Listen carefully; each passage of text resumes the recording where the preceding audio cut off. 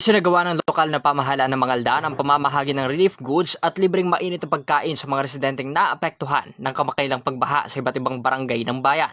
Pinangunahan ni Mayor Bona Fedevera Paraino ang operasyon kasama si Vice Mayor Fernando Juan Cabrera, ilang miyembro ng Sangguniang Bayan at iba pang kawani mula sa Municipal Social Welfare and Development Office, General Service Office at Municipal Disaster Risk Reduction Management Office.